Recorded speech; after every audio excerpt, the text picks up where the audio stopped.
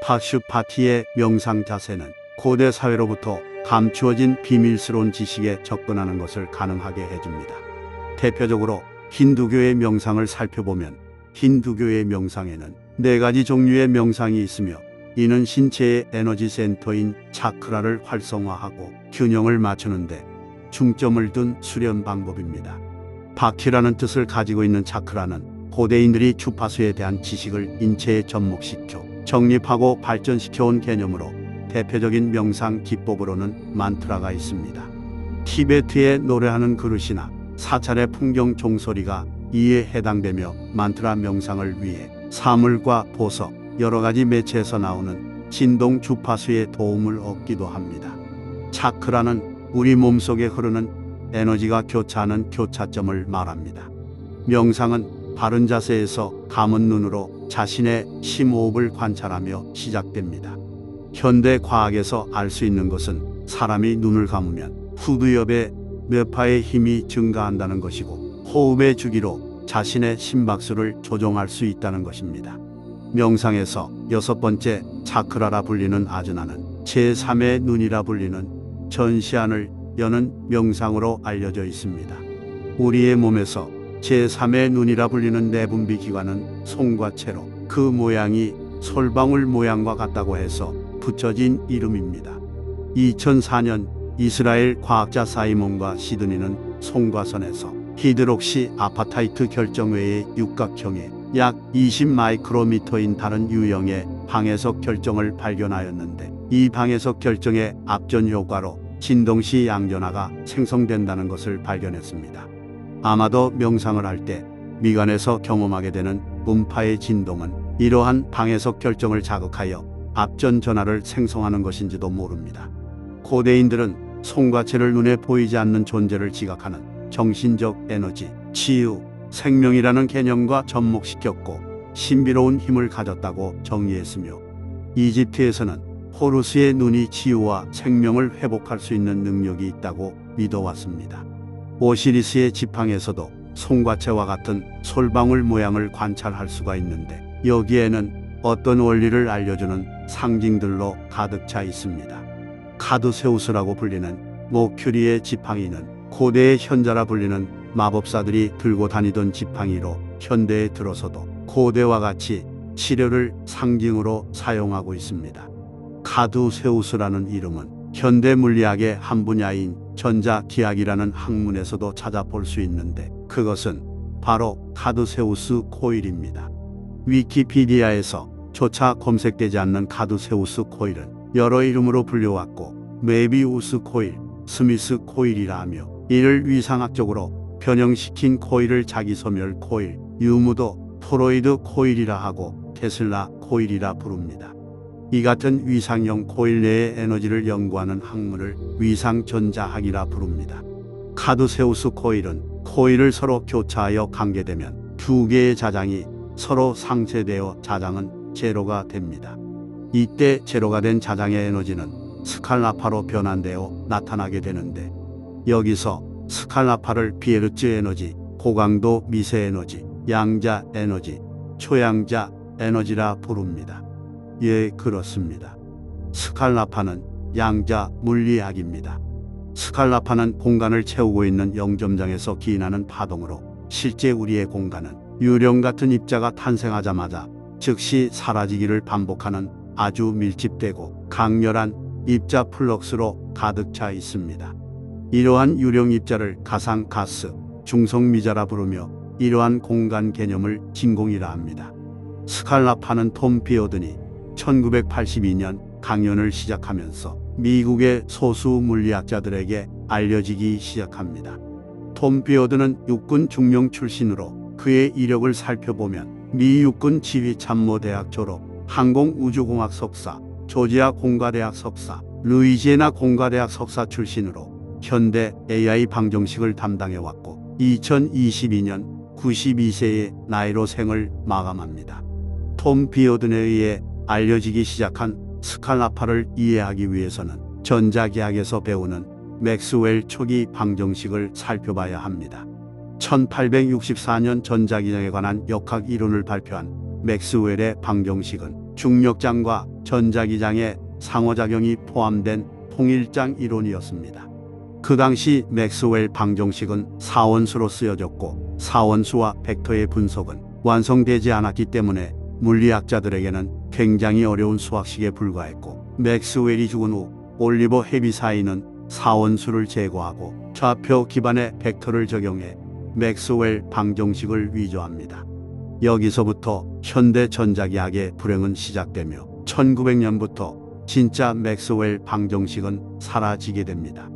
맥스웰 방정식을 살펴보면 사원수에는 스칼라항이 포함되어 있으며 스칼라파를 만들기 위해서 사원수 Q 곱하기 Q를 하면 제로 벡터가 만들어지는데, 제로 벡터는 어디론가 사라지지 않고 서로에게 영향을 주는 제로 벡터 시스템이 만들어진다는 것입니다. 여기서 우리가 정적 벡터가 아닌 실제 벡터를 다룬다고 가정하고 사원수를 사인 오메가 t 형태라고 가정했을 때 사원수 Q 곱하기 Q에서 나타나는 사인 제곱은 스칼라 성분으로 진공 엔진 안에 스칼라 파동으로 나타나게 됩니다. 이것이 올리버 헤비사이가 맥스웰 방정식에서 삭제한 스칼라 부분입니다. 이렇게 만들어지는 스칼라파를 응력파, 펌프파, 지역 중력파라고 부릅니다. 만일 제로 벡터를 가진 전자기 시스템이 있고 모든 벡터가 사인 제곱으로 리드미컬하게 변한다고 가정했을 때 스칼라파는 전자를 압축합니다. 공을 손에 쥐고 풀고를 반복하듯 스칼라파가 전자를 쥐어짜면 전자는 이동하지 않고 소용돌이 치지 않으며 원자 주위를 도는 원자 껍질인 전자에도 영향을 주지 않기 때문에 원자를 통과하여 원자 핵에 영향을 줄 수 있게 됩니다. 이렇게 생성된 압축파는 현재 공간의 에너지 밀도를 진동시키는 것이며 유령 입자가 가득한 진공 공간의 플럭스 강도가 진동하는 것이고, 우리가 여기서 할 수 있는 것은 극성을 넣고 어떤 패턴을 집어넣을 수 있다는 것입니다. 콘스탄틴 마일 교수에 의하면 유령 입자인 중성미자에 대해 말하기를 중성미자가 광속으로 움직일 때는 광자이고 중성미자가 광속보다 느려지면 전자가 되며 중성미자는 음전하와 양전하 사이에서 진동할 수 있다고 합니다. 핵 융합에는 음전하가 포함되고 번개의 성광에는 양전하가 포함됩니다. 유령 입자는 언제 어디서나 존재하는 공간 에너지입니다. 스칼라파의 파동 에너지로 진공의 공간을 타격하면 유령 입자는 양자의 한계를 넘어 실제하는 전자로 바뀌게 됩니다. 스칼라 파동의 원리를 이용하면 진공의 공간으로부터 무한의 프리 에너지를 공급받을 수 있게 됩니다. 스칼라파의 기능들을 살펴보면 스칼라파는 사람의 몸을 치유하는 치유 기술에 접목시킬 수 있다는 것입니다. 톰 비어든의 말에 따르면 앞에서 언급된 사인 제곱 스칼라파가 인체의 치유에 유익하다는 결론입니다. 과거에도 파동을 이용한 치유는 있어 왔습니다. 미국의 발명가 로얄 라이프는 공진 주파수를 통해 암을 치료하는 기술을 개발했지만 역사는 사기꾼으로 묘사하고 있습니다. 로얄 라이프의 라이프 주파수로 미생물을 파괴하는 다큐의 한 장면입니다.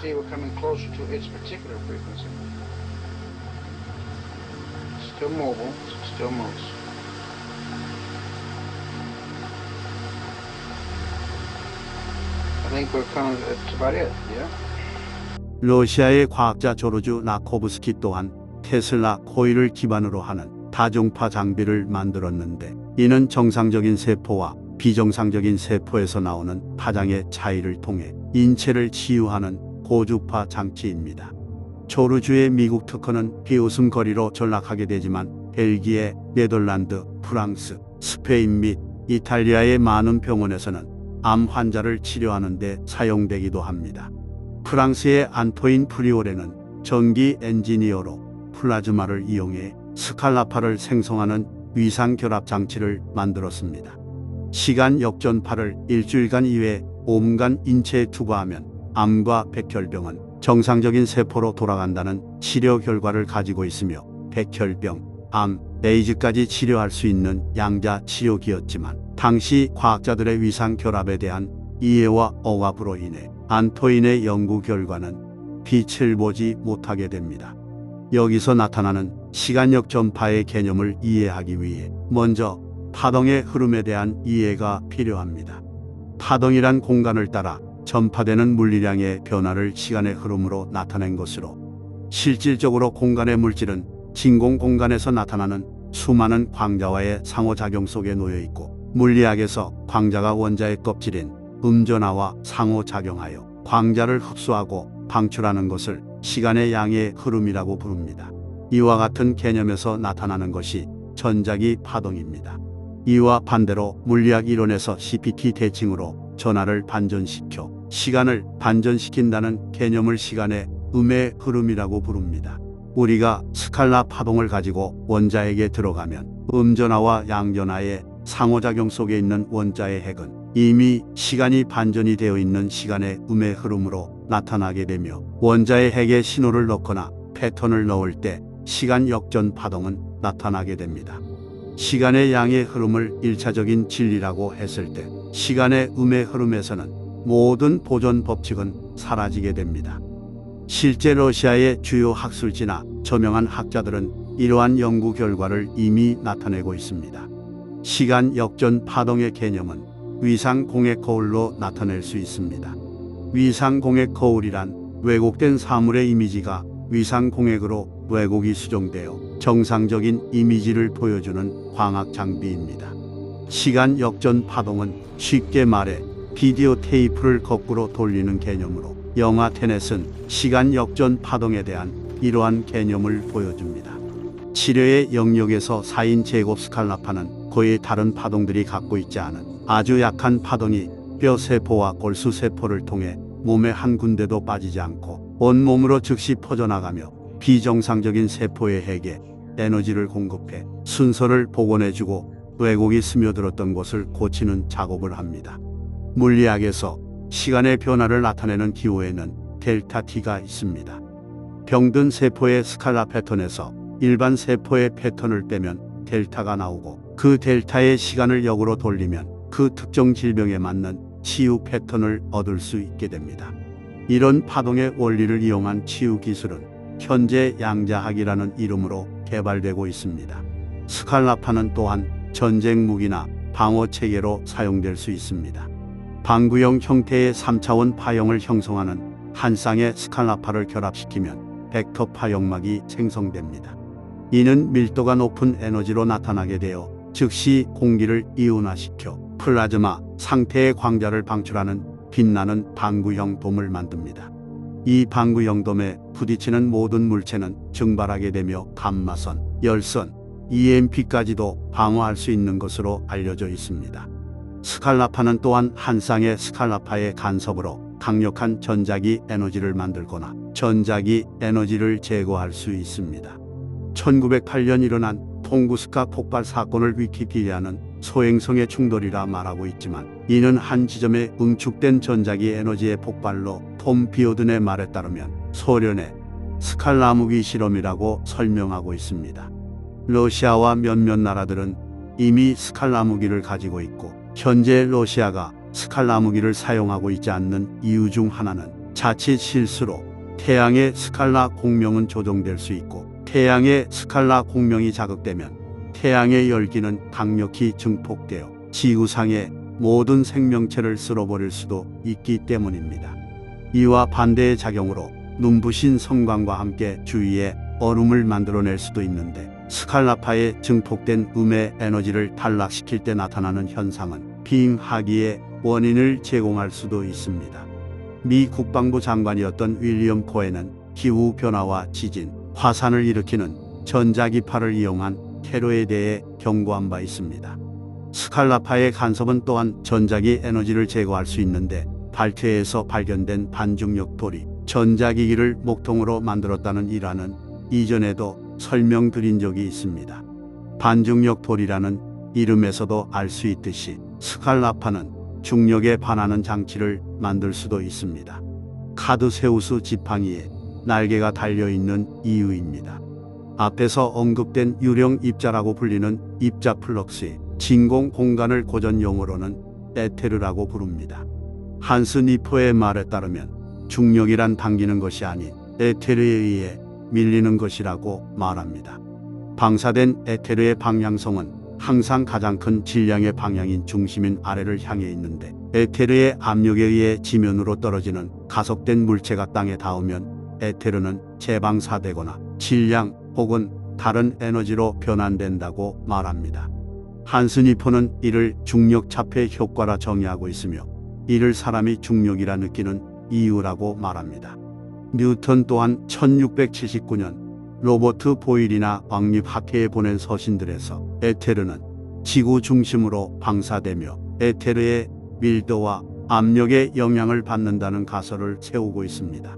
우리가 흔히 아는 질량과 인력에 대한 뉴턴의 만유인력 법칙은 1차적 진리인 시간의 양의 흐름에서 성립되는 법칙이며, 에테르의 관점에서 뉴턴 또한 만유인력의 법칙을 부인하고 있습니다.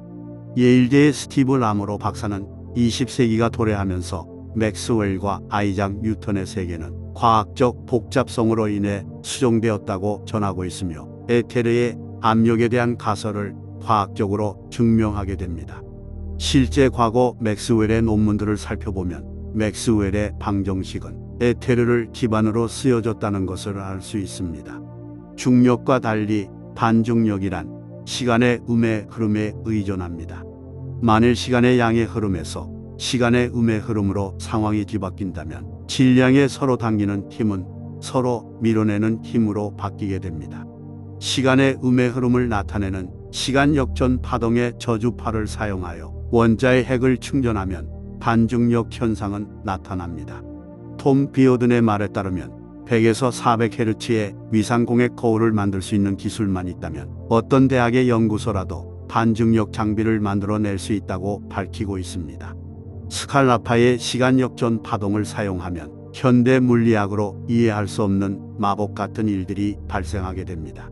북미 연구실에서 진행되었던 실험은 원자의 핵에 패턴을 집어넣어 추력을 생성할 수 있었다고 전하고 있으며, 캐나다에서 진행된 프로젝트 마그넷의 선임 연구원인 윌버트 스미스는 웨비우스 코일로 감은 크리스탈이 강력한 음파를 증폭시키는데 사용될 수 있다고 말하고 있으며, 마이크로 주파수 파동 증폭기로 카드세우스 코일을 활성화하자 코일 자체 힘으로 스스로를 들어올리는 것처럼 보였다고 전하며, 중력 제어 이론이 나오게 된 배경을 설명하고 있습니다. 스칼라 EM 드라이브 추력 생성 특허에는 카드세우스 코일과 스칼라파의 원리를 설명하고 있으며, 현재 나사에서도 양자를 이용한 EM 드라이브 추진 시스템을 개발하고 있습니다. 스칼라 EM 드라이브 추진 원리를 사용하면 영화 백투더 퓨처의 드로이 양과 같은 자동차는 만들어질 수 있습니다. 항공우주공학의 레리 리드의 논문에서는 비틀림장이 축방향으로 가속을 유도한다고 전하고 있습니다. 축방향으로 가속을 유도하는 비틀림장의 선구자는 빅터 샤우베르거 박사입니다. 유체공학의 테슬라로 불리는 빅터 샤우베르거는 독일 잡지에 나치의 비행선이 뜨는 원리를 기고하기를 토네이도에서 영감을 얻었다고 전하고 있습니다. 빅터 샤우베르거의 말에 따르면 물이나 공기가 콜로이드 분산이라고 알려진 뒤틀린 형태의 진동으로 회전하면 에너지가 축적되고 엄청난 힘의 부상이 발생할 수 있다고 합니다. 이 원칙은 논리적으로 이상적인 비행기나 잠수함의 설계의 적용으로 이어지며 동력이 거의 필요하지 않다고 전하고 있습니다. 이것이 빅터 샤우베르고가 말하는 회오리 에너지 패턴입니다. A characteristic energy vortex pattern. In a natural river course, longitudinal vortexes. 빅터 샤우베르거의 와류를 형성하는 흡입 터빈은 카드세우스 모양과 일치하며 물을 이용한 가정용 발전기 도면에서도 토네이도의 원리와 같은 이중 나선형 구조의 코일을 사용하고 있습니다. 토네이도의 구조 및 역학을 살펴보면 토네이도는 내부에서 확장되는 와류와 외부에서 수축하는 와류의 이중 나선 구조로 이루어져 있습니다. 지상에서 발생된 토네이도에서는 물체를 공중으로 빨아들이는 흡입 효과를 발생시키고, 전리층에서 발생하는 토네이도는 엄청난 양의 전기를 생산합니다. 제5의 힘이라 불리는 비틀림은 1800년대 후반 러시아 교수 마시킨 박사가 수행한 연구에 의해 발견되고, 1950년대에 러시아의 천체 물리학자 코지레프 박사가 에너지가 시간과 같이 나선 형태로 흐른다는 것을 보여주며 이 에너지의 존재를 결정적으로 증명하게 됩니다. 땅에서 올라가는 에너지의 형태는 낯선 형태의 원뿔 모양이며 하늘에서 내려오는 에너지의 형태 또한 이와 반대되는 낯선 형태의 원뿔 모형입니다. 이러한 낯선 형태의 에너지장은 카두세우스의 솔방울 모형에 나타나게 됩니다. 실제 카두세우스 지팡의 솔방울 위치에는 크리스탈이 장식되어 있고 크리스탈에 나타나는 비틀림장을 상징화한 것입니다. 네오디움 자석에는 비틀림장이 나타나며 2차원으로 형성된 모형은 피보나치 수열을 만족하는 비틀림장입니다. 자석을 얼렸을 때 나타나는 물의 밀도 변화 또한 솔방울 모형을 가지고 있으며 소용돌이 패턴에 에테르가 만나 형성되는 모양 또한 솔방울 모양의 패턴을 가지고 있습니다. 크롬도금 히토류 자석의 12V의 DC 전압을 가하면 숨겨져 있던 반식의 방향에 나선 소용돌이 플럭스가 나타납니다. 이것은 자기장 외에 또 다른 형태의 와류장이 포함되어 있는 것을 보여줍니다. 영상 속의 실험자는 네오디움 자석에 총 4개의 와류장이 포함되어 있다고 말합니다. 비틀림장은 스핀 또는 각 운동량으로 생기는데 회전하는 물체 혹은 입자는 비틀림파를 만들어내고 그것만의 독특한 비틀림장을 갖는다는 이론입니다. 비틀림장은 전자기장, 스핀장, 중력장 이 3가지 필드가 결합된 형태로 서구 세계에서는 이 같은 형태를 스칼라장이라 부릅니다. 러시아의 물리학자 아키모프는 비틀림장 발생 장치를 개발하였는데 비틀림장에서 나타나는 양자 효과는 스칼라파에서 나타나는 현상의 상이 호환 개념으로 스칼라파에서 나타나는 현상과 거의 일치합니다. 아키모프의 비틀림장 발생 장치는 노화 억제, 신체 치료, 식물의 발화를 촉진시키고 전자파 차폐 기술, 금속의 강도 및 내부 구조 개선, 원유나 금강 지하자원 탐사 등 날씨를 조작하는 하프 기술에 사용될 수 있고 반중력 비행선을 만들 수도 있습니다. 러시아인들이 만든 대체 과학 위키에서는 비틀림장을 만드는 재료로 수은을 예시로 전하기도 하는데 블랙맨타는 수은을 사용한 삼각형 모양의 미국 기밀 정찰기라고 전합니다. 데이비드 해처 칠드레스의 고대 인도와 아틀란티스의 비마나 항공기 책에서도 고대 인도의 비마나가 뜨는 원리에 대해 다루고 있는데 수은에 열을 가한 카두세우스 지팡이를 볼 수 있습니다. 필립 켈러한 박사는 그의 책 상자성에서 아일랜드식 둥근 탑의 피라미드 구조와 꼭대기에 있는 특정원 뿔이 지구의 공명 주파수에 맞춘 개방형 공명 안테나라고 제안하며 탑의 원뿔은 상자성으로 이루어져 있으며 8에서 2000Hz의 파동은 새벽과 황혼에 항상 가장 강하게 밀려왔음을 측정하기도 합니다.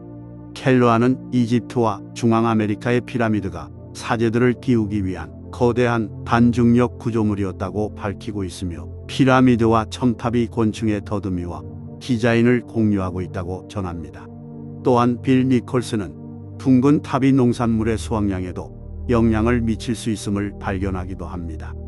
스코틀랜드 퍼스셔의 에버넷이 원형 탑에는 튜닝 포크가 새겨져 있는데 튜닝 포크는 영국의 음악가 존 쇼어에 의해 1711년이 되어서야 발명된 도구입니다. 청동기 시대 켈트족에 의해 만들어진 이 원형 탑에는 튜닝 포크와 망치 그리고 아래에는 알 수 없는 기하학 무늬가 보이는데 이 기하학 무늬는 튜닝 포크에 의해 공명하는 수은의 소용돌이 패턴입니다. 이집트에서도 이와 같은 튜닝 포크를 볼 수 있는데 남자를 상징하는 M이 고조파에 따라 반전되어 여자를 상징하는 W가 나타남을 보여주고 있으며 이런 튜닝 포크는 이집트의 지팡이로 사용되기도 합니다. 인공적으로 만든 세계에서 가장 큰 비틀림장 발생 장치는 유럽 보스니아에 있는 피라미드입니다. 보스니아 관광청에서 홍보하고 있는 피라미드의 모습이며 이온에너지 빔이 하늘을 향해 초광석으로 솟아오르는 광경이 종종 목격된다는 목격담이 전해지고 있습니다.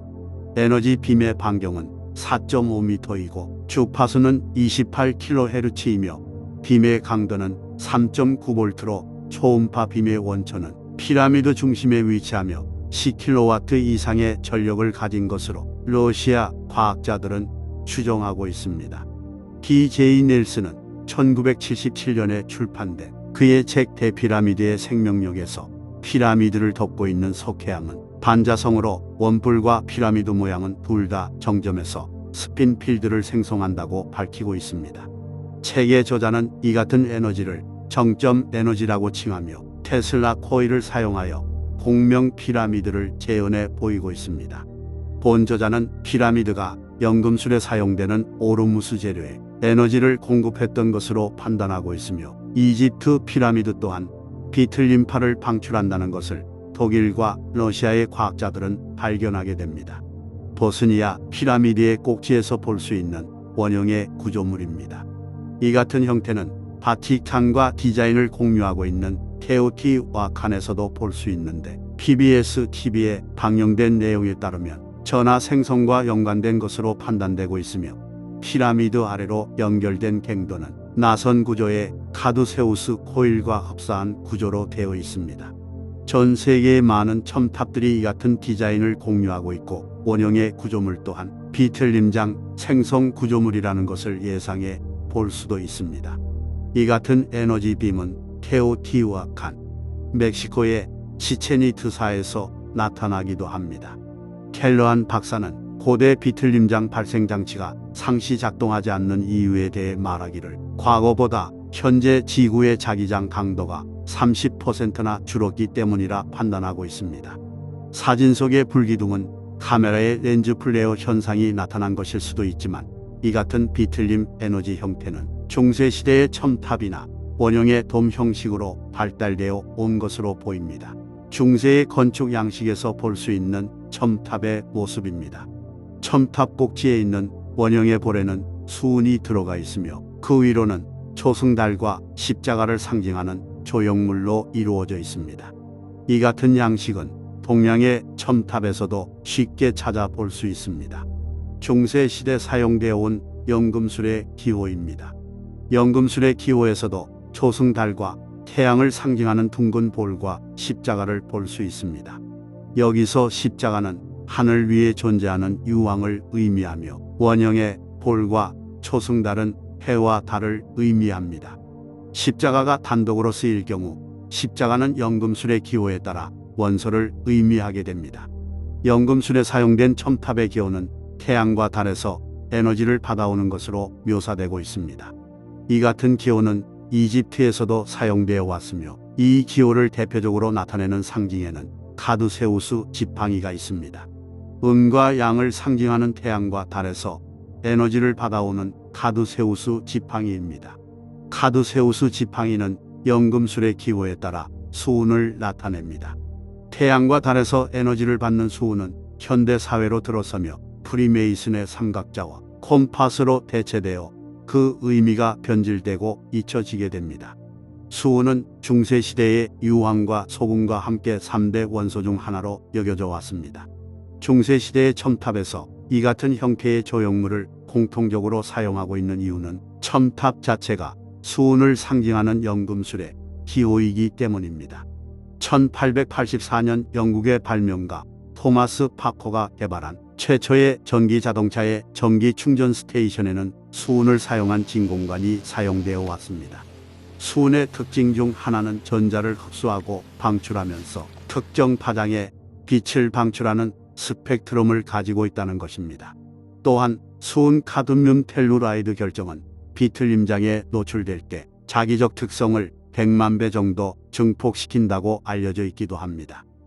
중세시대 첨탑의 둥근 볼의 재료로 금을 사용하거나 금박을 입힌 이유는 수은의 빛의 스펙트럼을 변형시키기 위한 하나의 장치라고 판단되기도 합니다. 첨탑에 나타나는 에너지 현상입니다.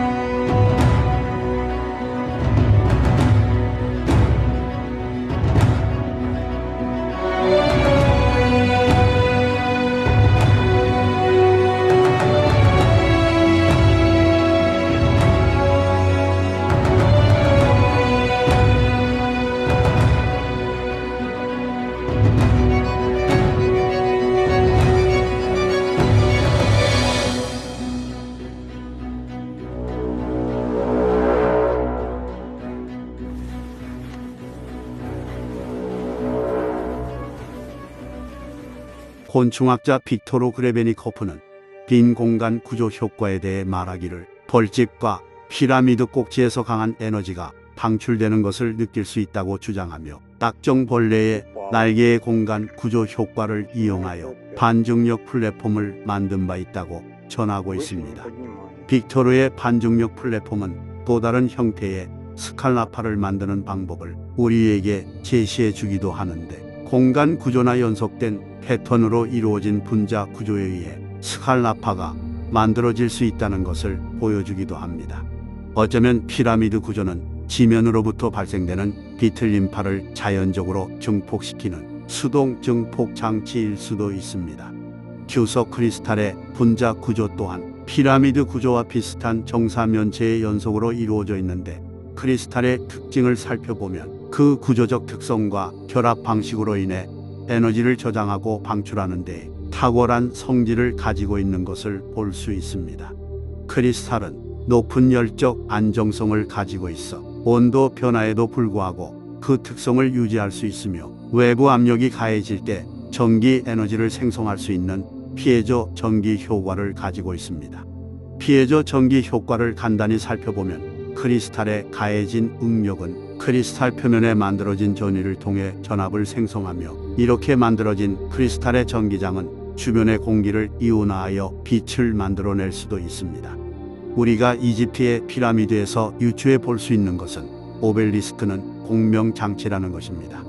이집트에서 가장 큰 오벨리스크가 있던 기초석은 크리스탈 위에 세워져 있었고, 이 크리스탈 기초석은 지하 18피트 아래의 지하수와 연결되어 있습니다.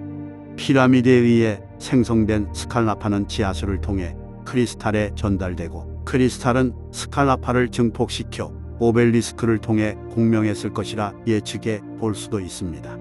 오벨리스크는 항상 두 개의 쌍으로 존재해왔고, 테슬라 코일의 시간역전 파동 또한 한 쌍의 스칼라파 간섭을 통해 작동하는 방식입니다. 이집트의 앙크 같은 도구들은 어쩌면 테슬라 코일과 함께 작동할 수 있을 것이라 보이기도 합니다. 또한 비틀림장은 전자파를 사용하지 않는 초광속 통신, 수중 통신, 지하 통신을 가능하게 만들기도 합니다.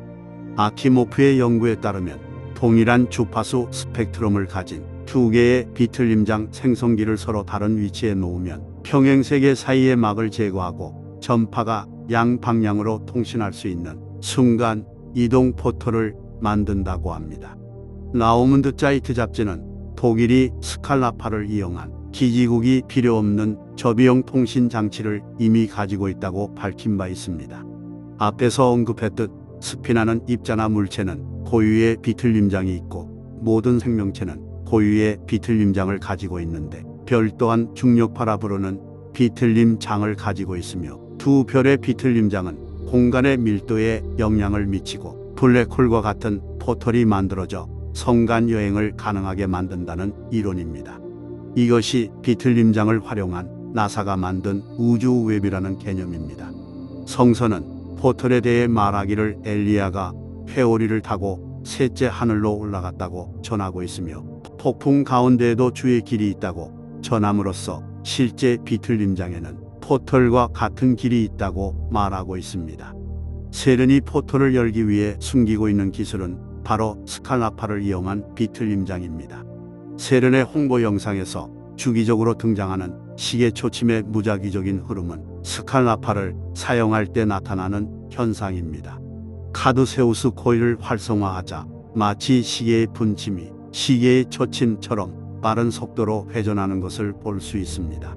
하늘에 떠 있는 별들은 모두 스칼라 공명 시스템으로 작동되고 있으며, 성간 사이에 포털이 만들어지기 위해서는 아키모프의 연구에 따라 동일한 스펙트럼의 비틀림장 공명이 필요합니다. 블랙홀은 이러한 두 개의 나선형 구조의 비틀림장이 만나 형성되는 구조를 만족하는 것으로 보이며, 세른이 포털을 만들기 위해서는 두 개의 비틀림장을 생성하는 강입자 충돌기가 필요하다는 결론이 나기도 합니다. 현재 세른은 강입자 충돌기 옆에 또 다른 형태의 대형 강입자 충돌기를 건설할 계획을 가지고 있습니다. 성서는 포털에 대해 말하기를 세른의 의도와는 다르게 하늘에서 떨어지는 별에 의해 포털은 열릴 것이라 말합니다. 실제 하늘에서 떨어지는 별의 스칼라파와 강입자 충돌기에서 나타나는 스칼라파가 동일한 스펙트럼으로 공명한다면 포털은 열릴 수 있게 됩니다. 성서에서 말하고 있는 차원의 문이란 다른 차원의 세상이 아닌 같은 시공간을 말하는 것으로 지하세계와 지상 사이를 물리적으로 가로막고 있는 땅의 입자의 밀도를 변화시켜 공간의 문을 여는 것을 말합니다. 니무롯이 건설하고자 했던 바벨탑 또한 이 같은 원리를 이용하고자 했던 것일 수도 있습니다. 이런 스칼라파 통신 기술을 이용하면 마인드 컨트롤 기술에 적용할 수도 있습니다. 헤닝 비테 박사는 두 개의 스칼라파를 모듈화시켜 원격으로 교차시키면 인간의 뇌석에 홀로그램 효과를 실어보낼 수 있다고 말합니다. What is that? Not Clarence. He's our enemy. It's not letters. It's just numbers. Which numbers? 10, 34, 06, 5, 4, 3, 2, 1. 미드 3체는 마인드 컨트롤 기술에 사용되는 홀로그램 효과와 생체 자극 기술의 실체를 보여주고 있습니다. 외계인을 소재로 한 공상 드라마의 실제 주제는 사실 외계인이 아닌 마인드 컨트롤 기법이며 우리 사회에 어떤 방식으로 다가올지 간접적으로 보여주고 있는 것입니다. 미드 3체의 스토리에 등장하는 우주에서 외계인이 보낸다는 백색 소음은 대균열에서 나타나는 20.5MHz의 주파수로 칼구스 젠스키는 은하수에서 발생되는 소음을 측정했고 대균열에서 나타나는 소음이 외계인이 보내는 신호로 변질된 것입니다. 컴퓨터의 CPU의 성능을 나타내는 지표인 클록은 수정으로 만든 오실레이터라고 부르는 결정 진동자의 진동 공명수에 해당됩니다. CPU의 클록인 3.7GHz는 1초에 37억 번 진동하는 크리스탈의 진동수를 말합니다. 우리 인간은 결정격자라고 부르는 크리스탈 위에서 움직이는 파도에 의해 생성되는 파동 안에서 생활하고 있으며 8Hz의 슈만 공명은 어쩌면 우리 머리 위에 형성된 크리스탈 구조물이 있다는 것을 알려주는 것일 수도 있습니다. 석영 크리스탈은 얇은 두께와 짧은 길이를 가질수록 높은 공진 주파수를 가지는 것으로 알려져 있으며 길이가 길어지고 두께가 두꺼워질수록 낮은 공진 주파수를 가지는 것으로 알려져 있습니다. 파동 방정식에 따라 크리스탈 두께를 도출하면 2MHz의 공진 주파수를 얻기 위해서는 1mm 두께의 크리스탈 결정이 필요하며 슈만 공명과 같은 8Hz의 주파수를 얻기 위해서는 250m 두께의 크리스탈 결정이 필요하다는 결론을 나타내기도 합니다. 테슬라는 슈만 공명을 12Hz로 측정한 바 있습니다. 고대의 암벽화에는 주로 불을 가진 존재와 함께 나선 형태의 소용돌이, 패턴이 함께 등장합니다. 소용돌이 패턴이 의미하는 바는 단지 기하학 무늬를 상징화한 것일 수도 있지만 비틀림 에너지에 대한 고대인들의 지식은 현대 사회가 가진 지식 그 이상의 것이라 보이기도 합니다. 카드세우스 코일에 나타나는 스칼라파는 지금까지 서구 세계에서 비주류 과학으로 분류되어 왔고 앞으로도 사이비 과학으로 분류될 것입니다. 수은의 판매와 사용은 국제법에 의해 감시를 받고 있으며 테슬라 파워에 사용된 저주파 주파수 또한 국제통신규약에 의해 사용이 금지되었습니다. 에테르와 스칼라파에 대한 지식과 이해가 역사 속에서 삭제되고 잊혀진 이유에 대해서는 외계인이라고 불리는 짐승의 지식이 인류보다 월등하고 진보된 기술을 가지고 있는 것으로 보여야 하기 때문이지 않을까 추측해 봅니다.